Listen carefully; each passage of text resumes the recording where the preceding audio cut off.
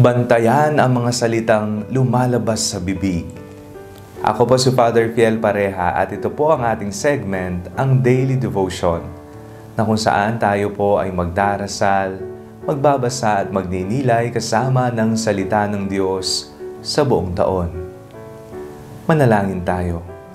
Sa ngalan ng Ama, ng Anak at ng Espiritu Santo. Amen.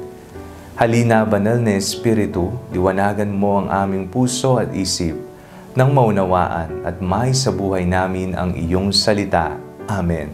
Our Bible passage for today is from the Gospel of St. Luke chapter 1, verses 46 to 56, and I read it for you. And Mary said, "My soul magnifies the Lord, and my spirit rejoices in God my Savior. For he has looked with favor on the lowliness of his servant. Surely from now on all generations will call me blessed, for the Mighty One has done great things for me, and holy is his name. His mercy is from those who fear him, from generation to generation. He has shown strength with his arm. He has scattered the proud in the thoughts of their hearts. He has brought down the powerful from their thrones, and lifted up the lowly. He has filled the hungry with good things and sent the rich away empty. He has helped his servant Israel in remembrance of his mercy, according to the promise he made to our ancestors, to Abraham and to his descendants forever." And Mary remained with her for about 3 months, then returned to her home. Bantayan ang mga salitang lumalabas sa ating mga bibig. Ano ba ang mga lumalabas na palagi nating bukang bibig? Ito ba'y mga pagmumura?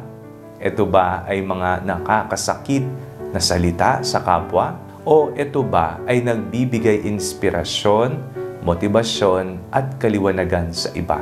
Sa ating pong binasang ebanghelyo sa araw na ito, napakinggan po natin ang tinig ng Inang Birheng Maria. Isang tinig ng papuri. Umawit siya ng buong galak at kanyang sinabi ang katapatan ng Diyos mula pa noong una hanggang sa kasalukuyan. Kaya naman, napakinggan po natin na ang mga salitang lumabas sa kanyang bibig ay mga salita ng papuri, pasasalamat, ng awa ng Diyos, ng katapatan ng Diyos. Nagbigay ng inspirasyon, kaliwanagan sa lahat ng tao ng kanyang kapanahunan at hanggang sa ngayon. Ano ba ang mga lumalabas sa ating mga bibig? Ang sabi nila, kung ano ang bukang bibig, siyang nasa ating dibdib. Kaya naman bantayan natin ang ating puso. Baka naman hindi na maganda ang mga bagay na naninirahan dito, kaya ang mga lumalabas sa ating bibig ay hindi tama. Linisin nawa ng Panginoon ang ating puso. Baguhin ang kailangang baguhin, nang sa ganon ang mga mamumutawi sa ating mga bibig ay pawang katotohanan, kabutihan at papuri sa Diyos. Manalangin tayo.